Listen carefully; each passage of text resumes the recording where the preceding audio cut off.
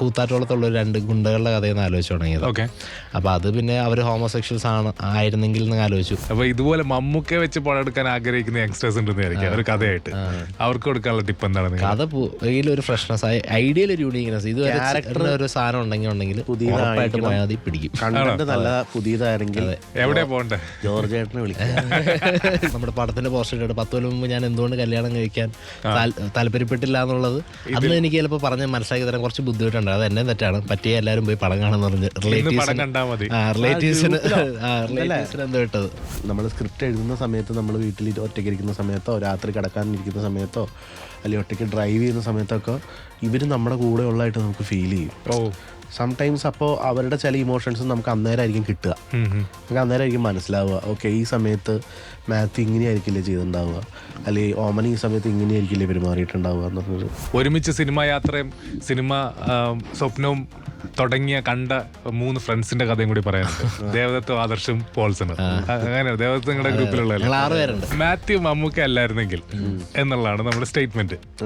എന്തായാലും അവസ്ഥ, അല്ലെങ്കിൽ അങ്ങനെ ഒരു ഓപ്ഷൻ നിങ്ങളുടെ മനസ്സിലുണ്ടായിരുന്നോ? കലൂർ സ്റ്റേഡിയത്തിൽ ഇരുന്നിട്ട് ജിയോ ബേബി പറയുന്നു നമുക്ക് ഈ സിനിമ മമ്മൂട്ടീനെ വെച്ച് ചെയ്യാം. അപ്പൊ നിങ്ങളുടെ റെസ്പോൺസ് ഞങ്ങൾ പറഞ്ഞു ചേട്ടാ നടക്കണ നമ്മളെ പറ്റിക്കല് ഏടോ ആദ്യത്തെ കൊമ്പീന്ന് താഴത്തേക്ക് മേലത്തെ കൊമ്പീന്ന് താഴത്തേക്ക് വന്നിട്ട് നമുക്ക് നോക്കാം. ആദ്യം മമ്മൂക്ക നമുക്ക് ട്രൈ ചെയ്ത് നോക്കിക്കൂടെ? എനിക്കിത് മമ്മൂക്ക ചെയ്ത് അടിപൊളിയാണെന്ന് എനിക്ക് തോന്നുന്നത്. കാതൽ ദിക്കോർ എഴുതിയ റൈറ്റേഴ്സ് ആണ് ഇന്ന് സ്റ്റാർ ജാമിൽ ഇരിക്കുന്നത്. Adarshan, Paulson, welcome to star jam. Thank U.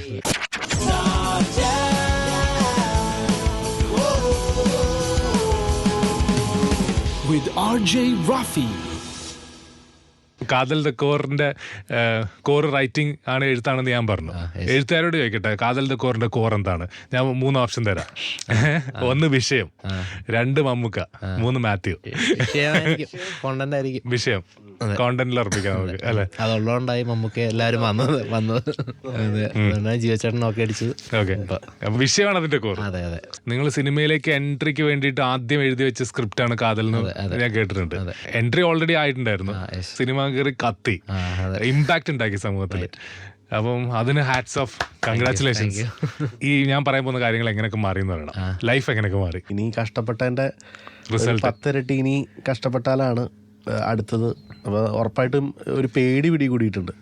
ഇത് ഹിറ്റായതിന്റെ പേടിയാണ്, ഒരു ഹിറ്റായതിന്റെ ഒരു പേടി മീൻസ് കാതലിന്റെ റൈറ്റേഴ്സിന് അടുത്തത് എന്തൊക്കെയാണ് പ്രേക്ഷകർ പ്രതീക്ഷിക്കുക. ഈ വർഷം 3 സിനിമ ഇറങ്ങി, 3 സിനിമ ഹിറ്റായി. അപ്പോൾ ആ 3 സിനിമ ഹിറ്റായത് പിന്നെ ഈ 4ാമത്തെ സിനിമ എന്ന് പറയുമ്പോൾ എല്ലാവരും വന്ന് നമ്മളെ ഭയങ്കരമായിട്ട് അപ്രീഷിയേറ്റ് ചെയ്യുമ്പോൾ ഓട്ടോമാറ്റിക്കലി ഉണ്ടാവുന്നൊരു ഭയം, എനിക്ക് അടുത്ത സിനിമ ഞാൻ ഭയങ്കര ചൂസ് ചെയ്യാവണം, അങ്ങനത്തെ കുറച്ച് കാര്യങ്ങളൊക്കെ ഉണ്ട്.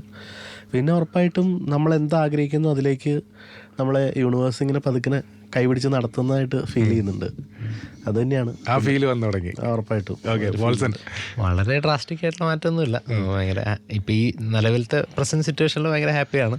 ആൾക്കാർ ഒരുപാട് കോമൻസ് വരുന്നുണ്ട്, അല്ലെങ്കിൽ ഒരുപാട് ആൾക്കാർ വിളിക്കുന്നുണ്ട്. പിന്നെ ഒരുപാട് ആൾക്കാരുടെ ഇടയിലൊക്കെ ഇതൊരു ചർച്ചയാവുന്നു. ഫാമിലീസിൽ അത് ഇങ്ങനെ കോൺഫ്ലിക്റ്റ് നടക്കുന്ന നമ്മുടെ വിഷയം ചർച്ച ചെയ്ത് ആ തരത്തിലുള്ള ഫാമിലീസിൽ ഇതൊക്കെ ഒരു സംസാരം ആവുന്നു എന്ന് അറിയുന്നതിൽ ഭയങ്കര സന്തോഷമുണ്ട്. അതാണ് വലിയൊരു ഗ്രേറ്റ്ഫുൾ ആവുന്നത്. നമ്മുടെ വിഷയമായി, വിഷയമായി, സമൂഹത്തിൽ വിഷയമായി. അതൊരു കൈയടിക്കേണ്ട സംഭവം തന്നെയാണ്. കുറേ ആൾക്കാർ പറഞ്ഞു നിങ്ങൾ പുതിയൊരു കാര്യമാണ് എടുത്ത് വെച്ചേക്കുന്നതെന്ന് പറഞ്ഞു. അതിൻ്റെ വെയിറ്റേജ് എത്ര മാത്രം ഉണ്ടെന്ന് നമുക്കറിയില്ല. പക്ഷെങ്കിലും ആളുകളിൽ നിന്ന് വരുന്ന ഒരു വളരെ നല്ല രീതിയിൽ പോസിറ്റീവായിട്ടുള്ള കമൻസ് കാണുമ്പോൾ അല്ലെങ്കിൽ റിവ്യൂസ് കാണുമ്പോൾ നമുക്ക് ഹാപ്പിയാണ്. ഉറപ്പായിട്ടും. ആസ് എ സിനിമാ കരിയറിൽ എന്തൊക്കെ മാറി കാതലിന് ശേഷം? കാതലിന് മുന്നേ, കാതലിന് ശേഷം നോക്കുകയാണെങ്കിൽ ഒരുപാട് ആൾക്കാർ വിളിക്കുന്നുണ്ട്, ഓഫേഴ്സ് വരുന്നുണ്ട്. ഓഫേഴ്സ് എന്തൊക്കെയാ അത് പറ. അല്ല, അങ്ങനെ ഓഫേഴ്സ് പറയാറൊന്നായിട്ടില്ല. വിളിക്കുന്നുണ്ട്. ഒരുപാട് ഡയറക്ടേഴ്സൊക്കെ നമ്മുടെ കൂടെ പടം ചെയ്യണം എന്നൊക്കെ പറഞ്ഞ്, അല്ലെങ്കിൽ പ്രൊഡ്യൂസേഴ്സ് ആയിട്ടുള്ള ആൾക്കാരൊക്കെ പടം ചെയ്യണം എന്നുള്ള ആഗ്രഹമായിട്ട് വരുന്നുണ്ട്. അപ്പോൾ കയ്യിൽ സംഭവം ഉണ്ടെങ്കിൽ നമുക്ക് ജീവിക്കാനുള്ള വകുപ്പുണ്ടെന്നുള്ളൊരു വെളിച്ചം, കോൺഫിഡൻസ് കിട്ടി. നമ്മൾ സിനിമാക്കാരായി എന്ന് തോന്നി. കോൺഫിഡൻസ് ഉള്ളത് വെളിച്ചം കണ്ടിട്ടുള്ള കോൺഫിഡൻസ്. സംഭവം നമ്മളിൽ സാധനം വേണം. കാതലിന്റെ കോർ എന്ന് പറയുന്ന അതിന്റെ ഐഡിയ, അതിന്റെ വിഷയമാണ്. ആ ഐഡിയ ഏറ്റവും ആദ്യം സ്ട്രൈക്ക് ചെയ്ത മൊമെന്റ് ഓർക്കുന്നുണ്ട്? പിന്നെ ഭയങ്കര അത് പറ, അതെവിടെയാണ്? അത് ഗ്രാൻഡ് സെൻട്രൽ മാളിൽ മോറ്റോട് ഞങ്ങൾ രണ്ടുപേരും കൊറോണ ഭയങ്കര കത്തിക്കണ സമയത്ത്, ഒരു ഗതിയില്ലാതിരിക്കണ സമയത്ത് ഇങ്ങനെ ആലോചിച്ചാ, നമ്മളിവിടെ പണ്ട് ജോലി ചെയ്തോണ്ടിരുന്ന വില്യം എന്ന് പറഞ്ഞൊരു ഫ്രണ്ടാണ്. പുള്ളി പറഞ്ഞൊരു കൂത്താറ്റോളത്തുള്ള ഒരു 2 ഗുണ്ടകളുടെ കഥയെന്ന് ആലോചിച്ചു തുടങ്ങിയത്. അപ്പൊ അത് പിന്നെ അവർ ഹോമോസെക്ഷൽസ് ആയിരുന്നെങ്കിൽ എന്ന് ആലോചിച്ചു. പിന്നെ 377 കുറിച്ചൊക്കെ പണ്ട് നമ്മൾ കേട്ടിട്ടുണ്ടായിരുന്നു. അപ്പോൾ അത് ഞങ്ങളുടെ കണക്ട് ചെയ്ത് എന്തുകൊണ്ട് ഒരു ഡിവോഴ്സിലും ഒരു ഫാമിലിയിൽ അത് പ്ലേസ് ചെയ്തുകൂടാ എന്ന് ആലോചിച്ചിട്ടുണ്ട്. അന്ന് തന്നെ ഫാമിലി പ്ലേസ് അതപ്പോ തന്നെ വിത്തിൻ ഒരു 3 minutes അത് എല്ലാം സംഭവിച്ചു. ഓമനയും നമ്മുടെ മാത്യുവിനെയും അപ്പൊ തന്നെ തങ്കനെയും കിട്ടിയിരുന്നു. ഫുഡ് കോർട്ടിൽ വെച്ച് കിട്ടി.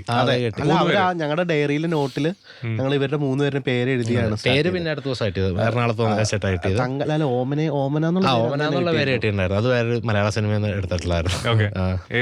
അത് പറയാൻ പറ്റില്ല. നരിമാന പറഞ്ഞു കഴിഞ്ഞാൽ കോമഡിയാ. അപ്പൊ അന്നേ 3 ക്യാരക്ടേഴ്സിനെ കിട്ടി. അപ്പൊ അന്നത്തെ ശരിക്കും പറഞ്ഞാൽ 2020 ഡിസംബറിലെ ലാസ്റ്റ് വീക്കാ അന്നത്തെ ആദർശം എങ്ങനെയായിരുന്നു അന്ന് ഫുഡ് കോർട്ടിൽ ഇരുന്നോണ്ടിരുന്നത്? നിങ്ങളുടെ മനസ്സിലെ വിചാരങ്ങളോ? നിങ്ങളുടെ വലിയ ഐഡിയ ഒന്നും ഇല്ലായിരുന്നു നമ്മുടെ സിനിമ എന്താണെന്ന്. ഇപ്പൊ നമുക്ക് ഇപ്പൊ ഒരുപാട് ഐഡിയകളായിട്ടൊന്നല്ല, ഭയങ്കര എന്താണ് നമ്മൾ ഭയങ്കര പുറത്ത് നിൽക്കുന്ന ആൾക്കാരായിരുന്നു. ആഗ്രഹമായിരുന്നു മെയിനായിട്ട്. വിഷന്നതിനപ്പുറത്തേക്ക് നമുക്ക് ഇതിനെക്കുറിച്ചുള്ള ടെക്നിക്കൽ പരിപാടികളോ നമുക്ക് അതിനു മുമ്പ് നമ്മൾ ട്രൈ ഔട്ട് ചെയ്തിട്ടുണ്ട്. ഈ പറഞ്ഞ പോലെ സ്ക്രിപ്റ്റും പരിപാടിയൊക്കെ ശ്രമിച്ചിട്ടുണ്ടെങ്കിൽ ഇതിൻ്റെ ഒരു വളരെ സീരിയസ് ആയിട്ടുള്ളൊരു ഫോമിലേക്ക് ഞങ്ങൾ അതിനു മുമ്പ് സീരിയസ് ആയിരുന്നു എങ്കിൽ പോലും ഇത് നേടിയെടുക്കണം എന്ന് പറഞ്ഞൊരു യുദ്ധത്തിന് ഇറങ്ങുന്ന പോലെയുള്ള ഒരു ഇറക്കമായിരുന്നു. എന്തായാലും ഇത് നടത്തിയെടുക്കണം. കാരണം ഒരു സർവൈവൽ ടൈമാണ്. ഉറപ്പായിട്ട് ഇനി നെക്സ്റ്റ് എന്താണെന്നുള്ളതിനെ കുറിച്ചൊക്കെ ഉള്ള ഒരു ആലോചനയും പരിപാടിയൊക്കെ നടക്കുന്ന സമയത്താണ് കാതല് തോട്ട് മനസ്സിലേക്ക് വന്നത്. ഈ ഒരു റിയൽ ലൈഫിൽ നിന്ന് ആരുടെയോ ഒരു റിയൽ ലൈഫിൽ നിന്ന് ചെറിയൊരു ഇൻസ്പിറേഷൻ വന്നിട്ടുണ്ടെന്ന് ഞാൻ കേട്ടു. അതുണ്ടോ? ഇല്ല, അത് ഈ പറഞ്ഞ കഥ വേറെ വളരെ ഇമ്പാക്ട് ഉണ്ടാക്കി സമൂഹത്തിൽ. നിങ്ങൾക്ക് ഒരുപാട് കമന്റ്സ് കിട്ടുന്നുണ്ട്. അപ്പോൾ അതിൽ നിങ്ങൾക്ക് ഏറ്റവും നിങ്ങൾ ഞെട്ടിയ കമന്റ്സ് ഉണ്ടോ? ഞങ്ങൾ ഞെട്ടിയെന്ന് പറഞ്ഞിട്ടുണ്ടെങ്കിൽ വിവാഹം കഴിച്ചവരുടെ തന്നെ കമന്റ്സ് ഉണ്ട്. അതായത് ഞാൻ ജീവിക്കുന്ന ജീവിതമാണ് ഇതെന്ന് പറഞ്ഞിട്ട് നമുക്ക് 2-3 ആൾക്കാർ ഫോർവേഡ് ചെയ്ത് തന്നു. ബോംബെയിലുള്ള സ്ത്രീയുടെ ഒരു മെസ്സേജ് എനിക്ക് വന്നിട്ടുണ്ടായിരുന്നു. അവളുടെ ഒരു ഫാമിലി ഫ്രണ്ട് വഴിയിട്ട്. അപ്പോൾ പുള്ളിക്കാരത്തി ടീച്ചറാണ് എഞ്ചിനീയറിംഗ് കോളേജിൽ. പുള്ളിക്കാരത്തി ഫോർവേഡ് ചെയ്ത് തന്നിട്ടുണ്ടായിരുന്നു. അപ്പം അത് ഞാൻ ജീവിക്കുന്ന ജീവിതമാണ് ഇപ്പം ഞാൻ ഈ സിനിമയിൽ കണ്ടത്. കഴിഞ്ഞ 15 കൊല്ലമായിട്ട് ഞാൻ ജീവിക്കുന്ന ജീവിതമാണെന്ന് പറഞ്ഞ് വന്നിട്ടുണ്ടായിരുന്നു. അതെ. വേറൊരു സംഭവം എന്ന് പറഞ്ഞിട്ടുണ്ടെങ്കിൽ ഇതുപോലെ തന്നെ 5 വർഷം മുമ്പ് ഡിവോഴ്സ് ആയ ഒരു സ്ത്രീയുടെ മെസ്സേജ്. ഞാൻ ഇനി വരാനിരിക്കുന്ന 15 വർഷങ്ങൾ ഞാൻ മുന്നിൽ കാണുന്നത് ഓമനയായിട്ട് ആയേണ്ടി വന്നേനെ. പക്ഷെ ഞാൻ കഴിഞ്ഞ 5 വർഷം മുമ്പ് എടുത്ത എൻ്റെ ഡിസിഷൻ ഞാനിപ്പോൾ ഈ സിനിമയിലൂടെ കാണുന്നു. പിന്നെ ഒരു ഒരു പയ്യൻ മെസ്സേജ് അയച്ചു, ഇങ്ങനെ ഞാൻ എൻ്റെ ഫാമിലിനെ പരിപാടി ഇത് നിങ്ങൾക്ക് ട്രാൻസ്ലേറ്റ് ചെയ്യാൻ പറ്റുമോ തമിഴിലേക്ക്? I would like to show my family this film. എന്തുകൊണ്ട് ഞാനിങ്ങനെ എന്നുള്ളതിനെ കുറിച്ച് വേറെ മാസൊരു സംഭവം ഉണ്ടായിരുന്നു. അതായത് വേറെ ആൾ കമന്റ് എഴുതിയിട്ട് അത് ഭയങ്കര നമുക്ക് വായിച്ചപ്പോൾ 10 കൊല്ലം മുമ്പ് ഇപ്പോൾ നമ്മുടെ പടത്തിന്റെ പോസ്റ്റർ ഇട്ടിട്ട് 10 കൊല്ലം മുമ്പ് ഞാൻ എന്തുകൊണ്ട് കല്യാണം കഴിക്കാൻ താല്പര്യപ്പെട്ടില്ല എന്നുള്ളത് അന്ന് എനിക്ക് ചിലപ്പോൾ പറഞ്ഞ് മനസ്സിലാക്കി തരാൻ കുറച്ച് ബുദ്ധിമുട്ടുണ്ട്. അത് എന്നെ തെറ്റാണ്. പറ്റിയ എല്ലാവരും പോയി പടം കാണാന്ന് പറഞ്ഞ് റിലേറ്റീവ്സിന് എന്തോ ഇട്ടത് ഗ്രൂപ്പിലത്തെ പരിപാടി ഇട്ടു. പിന്നെ ഓമനെ പറ്റിയുള്ള നോട്ടുകൾ, ഓമനയ്ക്കൊരു ഓപ്പൺ ലെറ്റർ എന്നൊക്കെ പറഞ്ഞിട്ടൊരു റിവ്യൂ ഉണ്ടായിരുന്നു.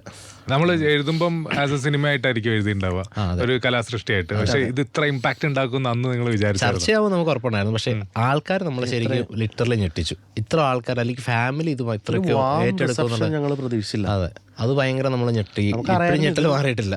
യുണീക്ക് സബ്ജക്റ്റ് ആണ്, അല്ലെങ്കിൽ ഇത് ചർച്ച ചെയ്യപ്പെട്ടേക്കാം, അത്തരത്തിലുള്ള ഇതൊക്കെ ഉണ്ടായിരുന്നു. പക്ഷെ ഇത് ആൾക്കാർ തിയേറ്ററിലേക്ക് ഇത്രയും ഭയങ്കര ഹൗസ്ഫുൾ ഷോസ് നമുക്ക് ഇങ്ങനെ ഒരു റിയാക്ഷൻ, ഇങ്ങനെ ഒരു ഇമ്പാക്ട് ഉണ്ടാവും വിചാരിച്ചില്ല. പിന്നെ കോണ്ടന്റ് വരരുത് എന്നുള്ളൊരു പ്രശ്നം ഉണ്ടായിരുന്നു.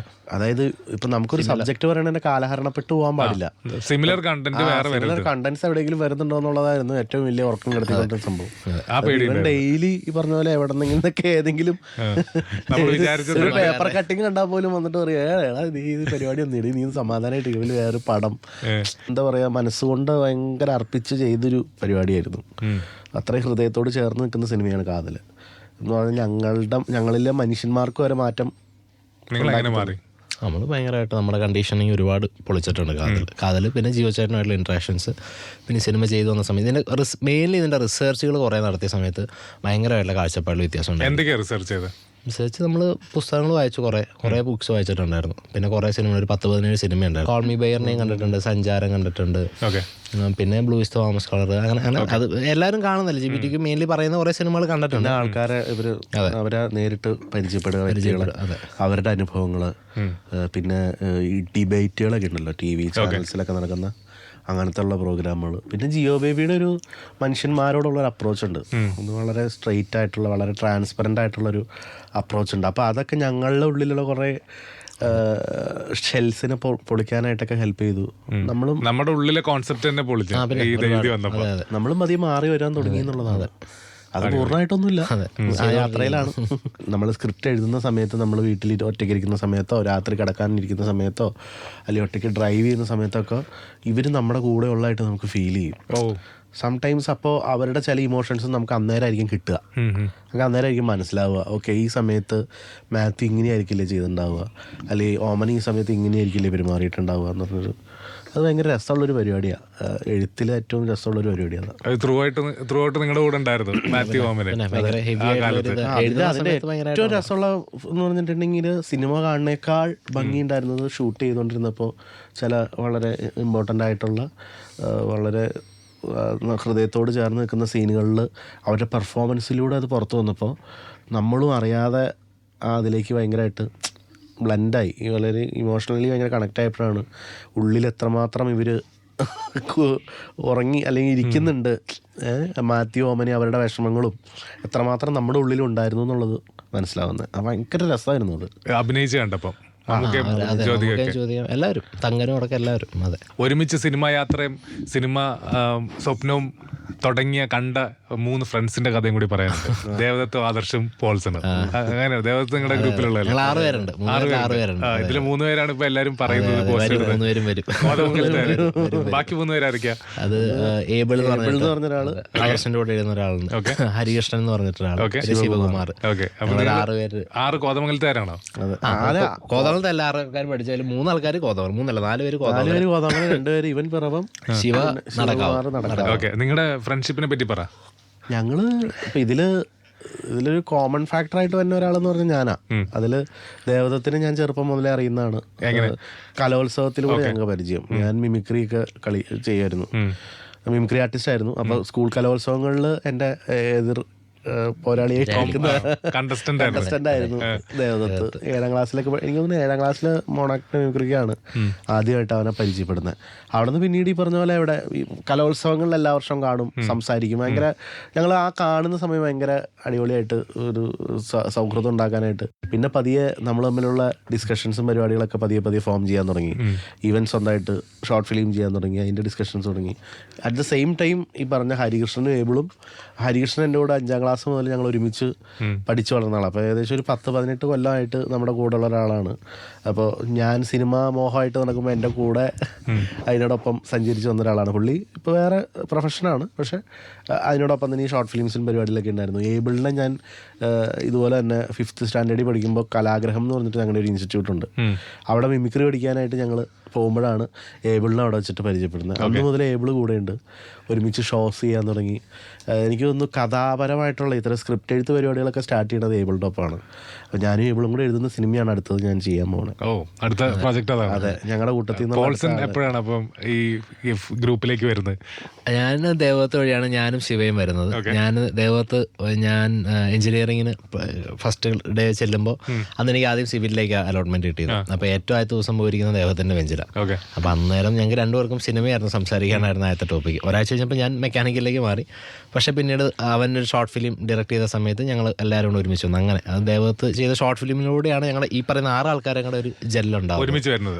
അതാണ് ഒരു ഫോട്ടോ ഇട്ടത് കോതമംഗലം കോളേജിൽ ദേവദത്തിന്റെ കൂടെ. അതെ അതെ അതെ അതെ അത് കഴിഞ്ഞു. നമ്മുടെ കോളേജ് ഏതായിരുന്നു? MA college Kothamangalam. എല്ലാവരും ഒരുമിച്ച് പഠിച്ചല്ലോ. ഇവര് എഞ്ചിനീയറിംഗ്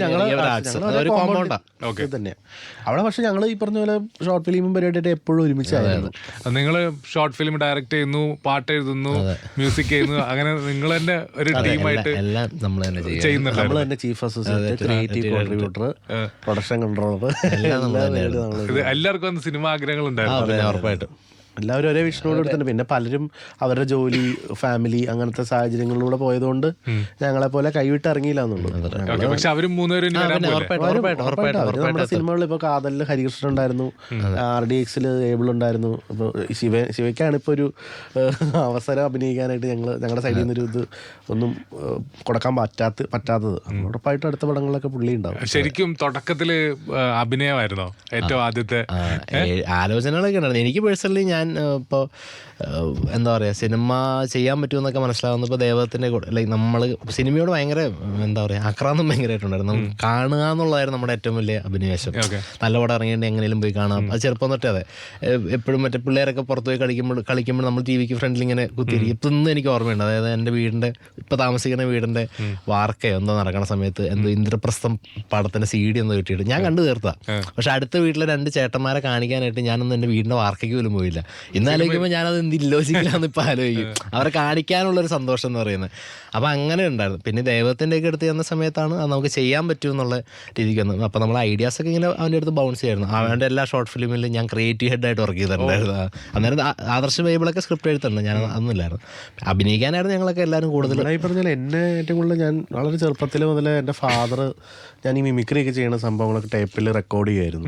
അപ്പോൾ അച്ഛൻ ഈ പറഞ്ഞ പോലെ അന്ന് നമ്മൾ VCRൽ സിനിമകൾ കാണുക, എല്ലാ ദിവസവും സിനിമ കാണുന്നൊരു പരിപാടി, വീട്ടിൽ സിനിമ കാണുന്ന, അല്ലെങ്കിൽ ഞായറാഴ്ചകളിൽ 4 മണിക്ക് ദൂരദർശനിൽ കാണുന്ന സിനിമ. അപ്പോൾ അതുകൊണ്ട് തന്നെ ഫാദറിൻ്റെ ഒരു ആഗ്രഹം കൂടിയായിരുന്നു ഈ പറഞ്ഞ പോലെ സിനിമയിൽ എത്തിപ്പെടുക.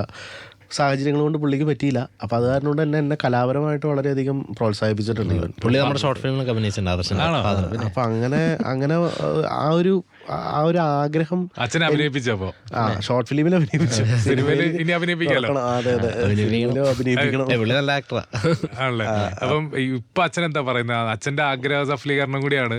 അതെ ഉറപ്പായിട്ടും. അല്ല ഞാൻ എല്ലായിടത്തും പറയുന്നത് എൻ്റെ ഫാദറിൻ്റെ ഒരു വലിയൊരു ഡ്രീം കൂടിയാണ്. കാരണം എൻ്റെ വീട്ടിൽ പഴയ ഡയറീസിലൊക്കെ PG Vishwambharan sir, IV Sasi sir, അന്നത്തെ ടോപ്പ് ക്ലാസ് ഡയറക്ടേഴ്സിൻ്റെ എല്ലാവരുടെയും ഫോൺ നമ്പറും ഡീറ്റെയിൽസും ഒക്കെ ഉള്ളത് ഞാൻ കണ്ടിട്ടുണ്ട്. അപ്പോൾ അതൊക്കെയാണ് എന്നെ ഇതിലേക്ക് എത്തിക്കാൻ. പിന്നെ ഈ പറഞ്ഞ പോലെ ഞാനും ചെറുപ്പത്തിലെ ഒരു 7ാം ക്ലാസ് 8ാം ക്ലാസ്സിലൊക്കെ പഠിക്കുമ്പോൾ തന്നെ ഈ കഥ ഉണ്ടാക്കുക എന്ന് പറഞ്ഞ പരിപാടി, ഏത് കഥയ്ക്ക് മുമ്പേ ഞാൻ ടൈറ്റിലിടും സിനിമ. ഇപ്പോൾ ഈ ഗരുഡൻ എന്ന് പറഞ്ഞൊരു സിനിമ നമ്മളിപ്പോൾ റിലീസായല്ലോ. ഞാൻ 8ാം ക്ലാസ്സിൽ എൻ്റെ സിനിമയ്ക്ക് ഇട്ട പേരായിരുന്നു ഗരുഡൻ. അന്നതിൽ ലാലേട്ടറായിരുന്നു. 8ാം ക്ലാസ്സുകാരനായിട്ടുള്ള ആദർശ് സംവിധാനം ചെയ്യുന്ന സൂപ്പർ സ്റ്റാർ മോഹൻലാലിന്റെ ഗരുഡൻ.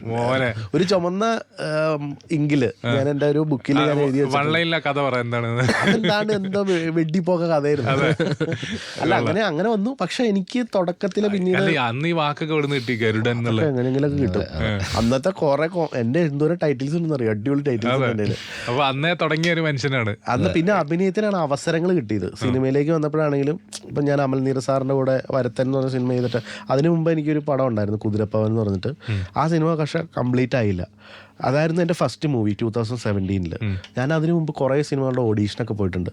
എനിക്ക് തോന്നുന്നു 10ാം ക്ലാസ്സിൽ പഠിക്കുമ്പോൾ ഞാനും ഈ ഹരിയും കൂടെ കൂടിയിട്ട്, അന്നൊന്നും നമ്മൾ എറണാകുളം എന്ന് പറഞ്ഞാൽ ഏതോ സ്ഥലത്ത് കിടക്കുന്ന സ്ഥലം, കാര്യം 1.5 മണിക്കൂർ യാത്രയേ ഉള്ളൂ. ഇവന് ഞാനും കൂടെ മാതൃഭൂമിയിൽ ബാല്യകാല സഖി എന്ന് പറഞ്ഞ മമ്മൂക്കാടെ പടത്തിലേക്ക് ആളുകൾ, അതായത് മമ്മൂക്കാടെ ചെറുപ്പം ചെയ്യാനും കൂട്ടുകാരായിട്ടും അഭിനയിക്കാനായിട്ട് ഓഡീഷന് വേണമെന്ന് പറഞ്ഞിട്ട് ഒരു ബുക്കിലൊരു ഇത് കണ്ടതാ. ഞങ്ങളത് ഓഡീഷനാന്ന് പറഞ്ഞ് ഇവിടേക്ക് തെറ്റിദ്ധരിച്ചു വന്നു. ആക്ച്വലി അവിടെ നിന്ന് ഇവിടേക്ക് ഒരു പോസ്റ്റ് അയച്ചാൽ മതി, നമ്മുടെ ഫുൾ ഫോട്ടോ എടുത്തിട്ടുള്ള. ഞങ്ങളിവിടെ കടവന്തറയിൽ ഏതൊരു വന്നിട്ട് ഏതൊരു ചെറിയ റൂമിൽ അവിടെ ചെന്ന് ഇവിടെ പറഞ്ഞു മക്കളെ പോസ്റ്റ് അയച്ചാൽ മതി. എന്നിട്ട് പിന്നെ ഞങ്ങൾ അന്ന് മറൈൻ ഡ്രൈവിലൊക്കെ പോയി ചില്ല് ചെയ്തിട്ട് വന്നു. പണ്ടേ സിനിമ നമ്മുടെ മനസ്സിലുണ്ട്, ചെറുപ്പം തൊട്ടേ ഉണ്ട്. ഉറപ്പായിട്ടും. ഞാനൊരു ഇമാജിനറി സംഗതികൾ പറയാം. ഒരു ഇമാജിനറി റൗണ്ടാണിത്. ഇങ്ങനെ നല്ല പരിപാടി. മാത്യു മമ്മൂക്ക അല്ലായിരുന്നെങ്കിൽ എന്നുള്ളതാണ് നമ്മുടെ സ്റ്റേറ്റ്മെന്റ്. എന്തായാലും അവസ്ഥ, അല്ലെങ്കിൽ അങ്ങനെ ഒരു ഓപ്ഷൻ നിങ്ങളുടെ മനസ്സിലുണ്ടായിരുന്നോ? മമ്മൂക്ക അല്ലായിരുന്നെങ്കിൽ നിങ്ങൾ അതിന് ഉത്തരം അല്ലായിരുന്നെങ്കിൽ വേറൊരു മാത്യു ആയിരിക്കും ചിലപ്പോൾ ഉണ്ടാവുക. ഞാനിന്ന് ആലോചിച്ചത് അപ്പൊ കറക്റ്റ് ഞാനിന്ന് ആലോചിച്ച് വേറെ ഒന്നുമില്ല. സിമ്പിളി പറഞ്ഞു കഴിഞ്ഞാൽ ചാച്ചന്റെ അടുത്ത് വന്നിരുന്ന കരയണ സീക്വൻസ് ഉണ്ടല്ലോ, അത് വേറെ ആർട്ടിസ്റ്റ് ആണെങ്കിൽ എങ്ങനെയായിരിക്കും റെൻഡർ ചെയ്യാന്ന് ഞാൻ ആലോചിച്ചിരുന്നു. എനിക്ക് ആർട്ടിസ്റ്റിന്റെ മുഖം ഒന്നും മനസ്സിൽ വന്നില്ല. പക്ഷെ അതർ ദാൻ മമ്മൂക്ക ആരായിരിക്കും എന്നുള്ളത് ഞാൻ ഉത്തരം കിട്ടിയ ഇല്ല, എനിക്ക് ആൻസർ കിട്ടിയില്ല. നമുക്ക് അങ്ങനെ ഒരു ഇതില്ല. അത് ആക്ച്വലി ആ സ്ക്രിപ്റ്റിൽ എഴുതിയിരിക്കുന്നത് വേറെ രീതിക്ക്. ആ സീൻ ഫസ്റ്റ് ഡ്രാഫ്റ്റിൽ എഴുതിയിരിക്കുന്നതിന്റെ കൊറിയോ അടക്കമൊക്കെ വേറെയാണ്. അത് നമുക്ക് വന്നപ്പോൾ മൊത്തത്തിൽ മാറും ചെയ്ത് അങ്ങനെ ആയതാണ്.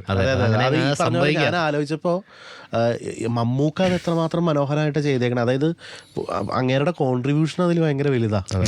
പേപ്പറിൽ എഴുതി വെച്ചേക്കണേക്കാളും ഗംഭീരമാണ്. നിങ്ങൾ അന്ന് മാത്യു എന്ന് എഴുതി വെച്ചപ്പോ, ഡയറിയിൽ എഴുതി വെച്ചപ്പോ നമ്മുടെ മനസ്സിലായിരുന്നു പേര് അല്ലേ? പറയില്ല. ശരി, നമ്മൾ ഈ 1 വർഷം ഡിസ്കഷനിലും എഴുത്തിലും ഒക്കെ ഇങ്ങനെ പോകുമ്പോൾ മാത്യു നമ്മുടെ മനസ്സിലുള്ളപ്പോ അന്നൊക്കെ മാത്യുവിന് മുഖം ഉണ്ടായിരുന്നോ? അങ്ങനെ പല ഭാഗങ്ങളും നമ്മളെ ഒരു എന്താ പറയാ ഒരു 5.6 പൊക്കമുള്ള അത്രേ ഉള്ളൂ. ഒരു ആക്ടറുടെ മുഖം നമുക്കൊന്നും എന്തായാലും ആലോചിച്ചിട്ടില്ല കേട്ടോ. നമ്മള് ചെറിയ സിനിമയായിട്ട് എന്ന് വെച്ചാൽ വൈൽഡായിട്ട് ഇങ്ങനെ പറഞ്ഞു പോകുമ്പോ പിന്നെ അപ്പൊ തന്നെ 5 മിനിറ്റിൽ തന്നെ അത് കട്ട്. മമ്മൂക്ക് ഇത് അടിപൊളിയായിരിക്കും അല്ലേ? നമുക്കതിനെ കിട്ടില്ല, നടക്കൂല. എന്തിനാ വെറുതെ ആവശ്യമില്ലാത്ത ആഗ്രഹിക്കും. അങ്ങനെ പറഞ്ഞു. നമ്മുടെ ചെറിയ സിനിമയില്ലേ, അതെ നമ്മൾ ചെറിയ സിനിമയായിട്ട് ചെയ്താൽ മതി. കോവിഡിന്റെ സമയത്ത് ചെയ്യുന്ന സിനിമയില്ലേ, 28 ദിവസം ഷൂട്ട്, നമുക്കൊന്നും വരത്തില്ല വെറുതേക്ക്. നിങ്ങൾ ആഗ്രഹിച്ച ആരെയാണ്? അങ്ങനെ ബ്രോ അതാ പറഞ്ഞത്. അതായത് ഞങ്ങൾക്ക് അങ്ങനെ ഒരു ഞങ്ങള് വെറുതെ ഒന്നാമത്തെ കാര്യം അല്ല, നമ്മൾ ഫസ്റ്റ് അപ്രോച്ച് ചെയ്യണമെന്നൊക്കെ മനസ്സിൽ സെറ്റ് ചെയ്യുമല്ലോ. ഇന്ന ആൾക്കാർ ഞങ്ങൾ ആദ്യം ഡയറക്ടേഴ്സിനെയാണ് സത്യം പറഞ്ഞത്. ആക്ടേഴ്സിനെ നമ്മൾ മനസ്സിലായില്ല. ഇല്ല ഒരു കാരണം ഈ സിനിമയ്ക്ക് ഒരു ഡയറക്ടർ അത്യാവശ്യമാണെന്ന് നമുക്ക് ആദ്യം തന്നെ തോന്നിയിട്ടുണ്ട്. ഓക്കെ, അങ്ങനെയാണ് ഡയറക്ടറിലേക്ക് പോകാം. ജിയോ ബേബി അല്ല ഇതിന്റെ ഡയറക്ടറെങ്കിൽ ഇമാജിനറി സ്റ്റേറ്റ്മെന്റ് ആണ്. എന്തായാലും ഞങ്ങള് മലയാളത്തിലെ കുറെ ഡയറക്ടേഴ്സിന്റെ അടുത്ത് പോയിട്ടുള്ളതാണ്. ജിയോ ചേട്ടൻ എല്ലാവരും ചിലപ്പോൾ ഇതാരും ചെയ്യില്ലായിരിക്കും എന്ന് തോന്നുന്നത്. ചിലപ്പോൾ വളരെ പുതിയ ആരെങ്കിലും ചെയ്തേനെ. പക്ഷെ ഇത്ര ഒരു നമ്മൾ പുതിയ ഡയറക്ടേഴ്സിൻ്റെ അടുത്ത് പോയിട്ടുണ്ട്.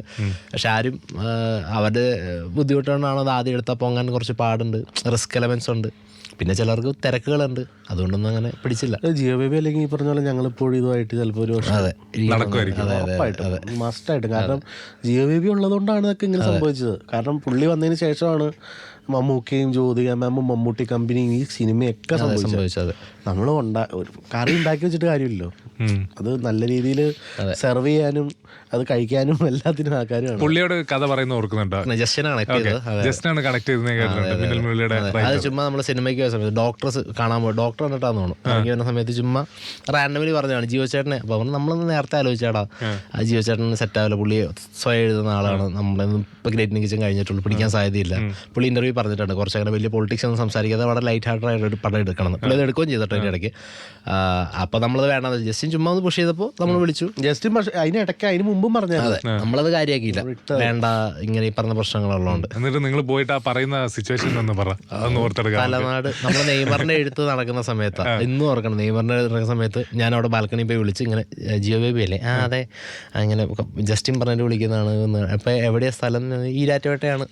ഇപ്പൊ വന്നാൽ കാണാം. 2 ദിവസം കഴിഞ്ഞ് ഞാൻ കോഴിക്കോട്. ആദ്യം പറഞ്ഞു അടുത്ത ആഴ്ച കാണാന്ന് പറഞ്ഞു. അങ്ങനെയല്ല, 2 ദിവസം നാളെ കഴിഞ്ഞ് വന്നാൽ ഇപ്പൊ കാണാം. ആദ്യം പറഞ്ഞു അടുത്ത ആഴ്ച കാണാൻ. കഴിഞ്ഞിട്ട് വൈകുന്നേരം ആയപ്പോ പുള്ളിയുടെ കോള് പിന്നെ വന്നിട്ട് പറഞ്ഞു നാളെ വന്ന് കഴിഞ്ഞിട്ടുണ്ടെങ്കിൽ ഞാൻ നാളെ കഴിഞ്ഞ് കോഴിക്കോടിന് പോകുന്നു. പിന്നെ എറണാകുളം വരുമ്പോ കാണാൻ പറ്റിയ അടുത്ത വഴിക്ക് ഞങ്ങള് പറഞ്ഞത് ഫോണിലാണ്. ബിക്കോസ് ഞങ്ങളുടെ കാശ് ഉണ്ടായിരുന്നില്ല. ഓണസ്റ്റ്ലി പറഞ്ഞു കഴിഞ്ഞാൽ എറണാകുളത്തുനിന്ന് തലനാട് വരെ പെട്രോൾ അടിച്ചു നല്ല കാശ് ഉണ്ടായിരുന്നില്ല. എടുത്ത വഴിക്ക് ഞങ്ങൾ പറഞ്ഞു വേണ്ട, പുള്ളി കോഴിക്കോട് പോയിട്ട് വരട്ടെ എന്ന്. കഴിഞ്ഞപ്പോഴത്തേക്കും ഇവനെന്റെ അടുത്ത് വന്നിട്ട് പറഞ്ഞാടാ ഇന്ന് നാളെ പോയില്ലേ ചിലപ്പോ പണി വാളും, നമുക്ക് ഉള്ളത് വെച്ച് അങ്ങ് സെറ്റ് ചെയ്ത് പോവാം. ചുമ്മാ അങ്ങനെ എന്തായാലും അല്ല അടുത്ത ആഴ്ച നോക്കി കാശ് കിട്ടാൻ പോകാം. അല്ല അത് എന്നിട്ട് ഞങ്ങൾ പിറ്റേ ദിവസം രാവിലെ ഉറപ്പായിട്ട് ഞങ്ങളൊരു പോയി അവിടെ ചെന്ന് മലയൊക്കെ കയറി ഏതോ റൂട്ടിക്കടയൊക്കെ അവിടെ ചെന്ന് കഴിഞ്ഞിട്ട് ഞങ്ങളൊരു സ്കൂളിന്റെ മുമ്പിൽ നിൽക്കുക, UP സ്കൂളിന്റെ മുമ്പിൽ തലനാട്. അപ്പൊ അവിടെ നിൽക്കുമ്പോഴത്തേക്കും ഞങ്ങൾ ഈ ആളെ എവിടെ പോയി വിളിക്കും, ഇയാള് ഫോൺ വിളിച്ചിട്ട് പുള്ളി എടുക്കണില്ല. അപ്പൊ ബാക്കിൽ കൂടെ ഒരു പുല്ലൊക്കെ വെച്ചിട്ട് ഒരു ആക്റ്റീവ് വരുന്നുണ്ട്, ആക്റ്റീവ് പ്ലഷറോ ഏതോ ഒരു വണ്ടി. അന്ന് കഴിഞ്ഞിട്ട് ഇങ്ങനെ നിന്നു. അപ്പൊ ഞങ്ങളിങ്ങനെ കൈ കാണിക്കുന്നുണ്ട് കാറിലിരുന്ന് തന്നെ. എന്താ എന്ന് ചോദിച്ചു. ചേട്ടാ ഈ ജിയോ ബേബിയുടെ വീട്. പുറകെ പോരെ, ജിയോ ബേബിയാ. പുള്ളി അന്ന് ഭയങ്കര എന്നിവരുടെ ഏതൊരു ഷൂട്ടിങ്ങിന് ഭയങ്കര താടിയൊക്കെ വെച്ചിട്ട് കണ്ട മനസ്സിലാവില്ല. പുള്ളി ഇങ്ങനെ പുള്ളി ഒരു കയ്യിലുണ്ട്. പുള്ളി തലനാട് അങ്ങനെയാ, കയ്യിലേക്ക് കൊടുത്ത് നേരെ ഞങ്ങളെ ക്രോസ് ചെയ്ത് ഇങ്ങനെ നേരെ അങ്ങ് പോകുന്നു. ഞാനും ബോൾസിന് മുഖത്തോടെ തോന്നിയിരിക്കും ഇയാളാണോ ജിയോ ബേബി, ഒരു ഡയറക്ടറിന്റെ സെറ്റപ്പ് പറഞ്ഞ് ഞങ്ങളോട്. പക്ഷെ അത് പുല്ലൊക്കെ വെട്ടിക്കൊണ്ടുപോകും. അല്ല അങ്ങനത്തെ ഒരു സ്റ്റൈലിലാണ്. അല്ലല്ല അങ്ങനത്തെ ഒരു സ്റ്റൈലിലാ വന്നേ. കടം വാങ്ങി അന്ന് പോവാൻ തീരുമാനിച്ചുകൊണ്ടാണ് കാതലോണായത്. അവിടെ ചെന്ന് കഴിഞ്ഞപ്പോഴത്തേക്കും ഞങ്ങൾ അതിലേക്ക് ജിയോ ബേബിയിലേക്ക് ഇന്നായി എന്നുള്ളതാണ്. ആ വീട്ടിലേക്ക് ചെന്നപ്പോ പുള്ളിയോട് ഫസ്റ്റ് ലൈൻ ആണ് പറയുന്നത്. അല്ല സ്റ്റോറി ആയിട്ട് ഒരു അരമണിക്കൂർ ഡിസ്ക്രൈബ് ചെയ്തു. അന്ന് തന്നെ പറഞ്ഞു നമുക്ക് ചെയ്യാന്ന്. ഇഷ്ടപ്പെട്ടു, സ്ക്രിപ്റ്റ് തരാൻ പറഞ്ഞു. സ്ക്രിപ്റ്റ് കൊടുത്തിട്ടോ വന്നേ, ഹാർഡ് കോപ്പി. രസമുണ്ട്, ഞാൻ വായിച്ചിട്ട് പറയാം. ഒരാഴ്ചക്കുള്ളിൽ വിളിച്ചു. എൻ്റെ DOPക്ക് കൊടുക്കണം എന്ന് പറഞ്ഞു. DOP ഇങ്ങനെ വായിച്ചിട്ട് ഇപ്പോൾ സാലുചേട്ടൻ കൊടുത്തു. സാലുചേട്ടൻ വായിച്ചു. സാലുചേട്ടൻ അങ്ങനെ നോക്കിയിട്ട് ഓക്കെ എന്ന് പറഞ്ഞു. ഈ സിനിമ ഞാൻ ആഗ്രഹിക്കുന്നു. ലാസ്റ്റ് സ്റ്റേറ്റ്മെന്റ്, ഓമന ജ്യോതിക അല്ലായിരുന്നെങ്കിൽ. ജ്യോതിക അല്ലായിരുന്നെങ്കിൽ ആരും ആവില്ല. കാരണം അതിനു മുമ്പ് ഇവിടെ വലിയൊരു യുദ്ധം ഞങ്ങൾ മമ്മൂക്കായിട്ട് നടന്നിട്ടുള്ള യുദ്ധം. ഇൻ ദ സെൻസ് ഞങ്ങള് നായികയ്ക്ക് വേണ്ടിയിട്ടുള്ള യുദ്ധം. അങ്ങനെയല്ല, അതായത് എന്താ പറയുക, നമ്മളൊരു ഓപ്ഷൻ പറയും, മമ്മൂക്ക ഒരു ഓപ്ഷൻ പറയും, നമുക്ക് ഓക്കെ ആവില്ല. അങ്ങനെ ഒരു ഇതുണ്ടല്ലോ നമുക്ക്. രണ്ട് ടീമുകൾക്കും ആരും പറഞ്ഞിട്ട് തൃപ്തി അങ്ങ് തന്നെയല്ല, രണ്ടുപേര് പറഞ്ഞാൽ ആരും അങ്ങ് മൊത്തത്തിൽ സെറ്റ് ആണല്ലോ. മമ്മൂക്കയാണ് പറഞ്ഞത് ജ്യോതിക. എന്നാലും പുള്ളി എങ്ങനെ ആയിരിക്കും അത് പറഞ്ഞു ജ്യോതികയിലേക്ക് ഞങ്ങൾ അതുവരെ ആലോചിച്ചിട്ടില്ല. ഞങ്ങൾ വേറെ സൗത്ത് ഇന്ത്യൻ അല്ലെങ്കിൽ നോർത്ത് ഇന്ത്യൻ നായികമാരെ കുറിച്ചൊക്കെ ഞങ്ങളുടെ മനസ്സിൽ റാൻഡംലി ഐഡിയാസ് പോയി. അത് ഞങ്ങൾ മമ്മൂക്കാരുടെ അടുത്ത് പറഞ്ഞു. ചിലത് ഓക്കെ, പക്ഷെ എന്നാലും ഒരു കംപ്ലീറ്റ്ലി ഒരു ഓക്കെ സാധനം വന്നില്ല. പക്ഷെ ജ്യോതിക മാം എന്ന് പറഞ്ഞപ്പോൾ തന്നെ നമ്മളൊന്ന് ഇമാജിൻ ചെയ്തപ്പോൾ പെർഫോമൻസ് നെക്സ്റ്റ് ആണല്ലോ. നമുക്കൊരു ലുക്ക് വൈസ് ഞങ്ങളുടെ ഓമനയായിട്ട് തന്നെ കോംബോ നമുക്ക് പെട്ടെന്ന് ഒരു ഹൈ കിട്ടി. അത് കൊള്ളാം. മമ്മൂക്ക ജ്യോതിക അത് കൊള്ളാം. ചോദിച്ചോ മമ്മൂക്കയുടെ ഇത് എങ്ങനെയാണ് ജ്യോതികയുടെ? അങ്ങനെയൊന്നുമില്ല, പുള്ളി ഇതിൻ്റെ അകത്ത് ഇപ്പൊ നടത്തിയേക്കണ പകുതി കാസ്റ്റിംഗ് മമ്മൂക്ക ജിയോ ചേട്ടനുണ്ട്. പക്ഷെ മമ്മൂക്കയുടെ ഒരുപാട് കേട്ടിട്ടുണ്ട്, ഇൻപുട്സ് ഉണ്ട്. അച്ഛന്റെ ഡയറിയിൽ ഒരുപാട് ഡയറക്ടേഴ്സിന്റെ പേരൊക്കെ ഉണ്ടായിരുന്നു എന്ന് പറഞ്ഞു. ഇപ്പോൾ നിങ്ങളും ഡയറക്ടേഴ്സിന്റെ ലിസ്റ്റ് എടുത്ത് അവരുടെ ഇമെയിൽ ID എടുത്ത് അവർക്ക് സ്ക്രിപ്റ്റ് അയച്ചു കൊടുത്ത് അവരെടുത്ത് പോയിട്ടുള്ള ആൾക്കാരാണ്. കാതലുമായിട്ട് നേരിട്ട് പോയിട്ടില്ല. ഇതുണ്ട്, ഒരു ഓർഡർ ഉണ്ട്, ഇപ്പോഴും നോട്ടിൽ ടൈപ്പ് ചെയ്തിട്ടുണ്ട്. ഒരു 12 ആൾക്കാർ. അത് ഇവിടുത്തെ മെയിൻ, അതായത് ഡയറക്റ്റ് ചെയ്യാനായിട്ട് ഇരിക്കുന്ന എഡിറ്റേഴ്സ്, ക്യാമറമാരുണ്ട്. അതായത് ഇവര് നാളെ ഡയറക്റ്റ് ചെയ്താലോ, അതായത് ഇവർക്ക് നമ്മൾ പാകറിയില്ലാത്ത ആൾക്കാർ നമുക്ക് പറയാം, അവര് ചെയ്യട്ടെ, അങ്ങനെയൊക്കെ എടുത്തിട്ടുണ്ട്. ഇതിലൊരു 70% പടം കണ്ടിട്ട് നല്ലതാന്ന് പറഞ്ഞിട്ടുണ്ട്. അതിനുശേഷം ഒരു 10-12 ആൾക്കാർ ലിസ്റ്റ് ഉണ്ടായിരുന്നു. എല്ലാം പരാജയമായിരുന്നു. ഓരോ വിളിക്കുന്നു, എടുക്കുന്നില്ല, സഹിക്കുന്നു, മൈൻഡ് ആക്കുന്നില്ല. അങ്ങനെയാണ് ഈ കാലുള്ള കുറച്ച് പേര് വിളിച്ചിട്ട് കിട്ടാത്ത ആൾക്കാരുണ്ട് കേട്ടോ. ഏതോ അന്യഗ്രഹത്തിലൊക്കെ കിടക്കുന്ന കാര്യം ഞാൻ പറഞ്ഞത്. അത് അവരുടെ തിരക്കാണ്. പക്ഷെ എന്നാലും ഒരു രീതിയിൽ നമുക്ക് എത്തുന്നില്ലായിരുന്നില്ല. ഞങ്ങൾ സങ്കടപ്പെട്ടിട്ടുണ്ട്. എന്താണിത്, ഇയാളെന്താ വല്ല വേറെ ഗ്രഹത്തിലാണോ ജീവിക്കണേ? അതായത് ഫോൺ വിളിക്കുകയോ എടുക്കില്ല, അല്ലെങ്കിൽ അങ്ങനെ തിരക്കൊക്കെ. അപ്പോൾ അപ്കമിങ് റൈറ്റേഴ്സ്, നിങ്ങളെ പോലുള്ള കഥയായിട്ട് സിനിമയിലേക്ക് വരാൻ ആഗ്രഹിക്കുന്നവർക്ക് വേണ്ടിയിട്ട് നിങ്ങളുടെ പ്രോസസ് എന്തായിരുന്നു? അവർക്ക് ടിപ്സ് കൊടുക്കാൻ പറ്റുമോ? എഴുത്തിന്റെ പ്രോസസ് അല്ല, എഴുത്തിലേക്ക് വരാം. ഈ ഡയറക്ടേഴ്സിനെ അപ്രോച്ച് ചെയ്യുന്ന പിച്ചിങ് പ്രോസസ്, അത് ആ ഡയറക്ടേഴ്സിന്റെ മൂടുപോലിരിക്കും. തെണ്ടി കിടക്കാന്നുള്ള ഈ ശ്രമം നിർത്താതിരിക്കുക. ഇപ്പൊ ഈ പറഞ്ഞ പോലെ ജിയോ ചേട്ടൻ പഠിച്ചപ്പോൾ നമ്മൾ കുറച്ച് കഴിഞ്ഞപ്പോൾ ഒന്നും മടുത്തിട്ടുണ്ടായിരുന്നു. ബേസിക്കലി കാതൽ ഇപ്പോഴും ഒരു വേദനയായിട്ട് അവിടെ മാറ്റി വെച്ചിട്ടുണ്ടായിരുന്നു. നെയ്മറിന്റെ എഴുത്ത് നടക്കുമ്പോഴും ഇതെന്താ കാതൽ സെറ്റ് ആവാത്തേന്നുണ്ടായിരുന്നു. അതായത് ജിയോ ചേട്ടൻ്റെ അടുത്ത് ഒരാദ്യത്തെ സമയത്താണ് നമ്മൾ ചാടിക്കയറി പോകാൻ. ഒരു സെക്കൻഡ് തൊട്ട് വന്നത് അതുകൊണ്ടാണ്. പോണോ, ഇപ്പോഴും ഇതും പരാജയമായിരിക്കും പോയി കഴിഞ്ഞാൽ. അപ്പൊ അതൊരു 10-12 ആൾക്കാർ നോ പറയുക, ഒരു ഹോപ്പ് പോലും ഇല്ല. അതെ, ഒരു ഹോപ്പും ഇല്ല.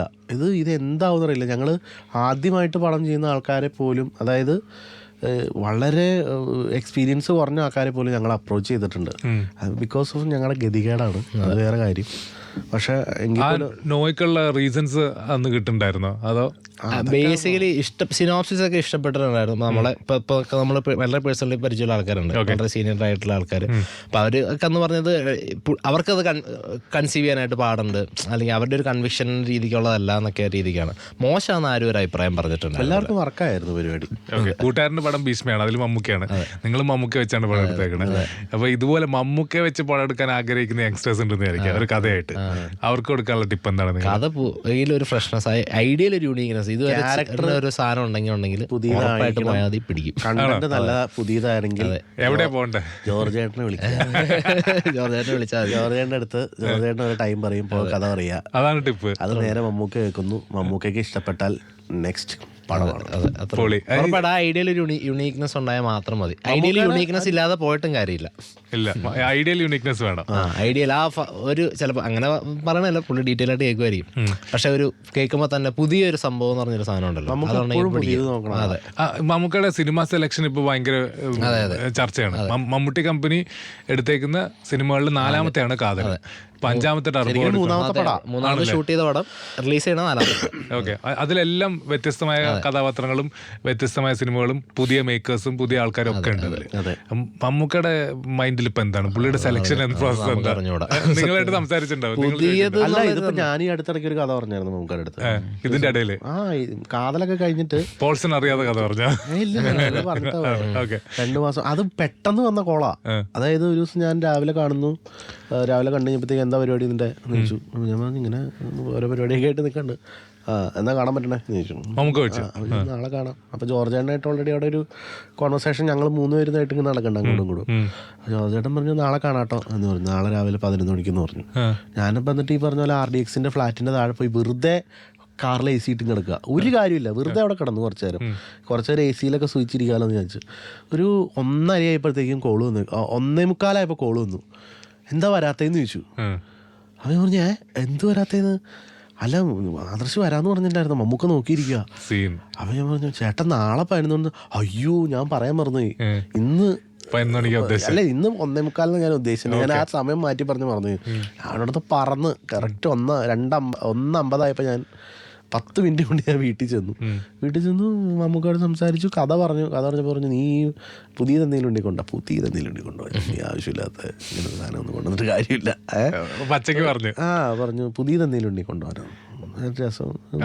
ഞാൻ പറഞ്ഞ പരിപാടി പുള്ളിക്ക് വർക്കായി. പക്ഷെ ഞാനതൊരുമാതിരി എന്താ പറയാ അറ്റമില്ല തുമ്പില്ലാത്ത രീതിയിൽ എനിക്ക് ഭയങ്കര കുറച്ച് പേടിയായിപ്പോയി എനിക്ക്. കാരണം ഒട്ടും പ്രിപ്പയർഡ് അല്ലാണ്ടാണ് ചെന്നേ. അതൊരു കാരണമാണ്. 2 പുള്ളി പറഞ്ഞു നീ പുതിയ സാധനമായിട്ട് വന്നിട്ട് നമുക്ക് ഇരിക്കാന്ന് പറഞ്ഞു. അപ്പൊ നമുക്ക് അങ്ങനെ പുതിയ പടങ്ങളും പുതിയ മേക്കേഴ്സും പുതിയ സബ്ജക്ട്സും നോക്കുകയാണ്.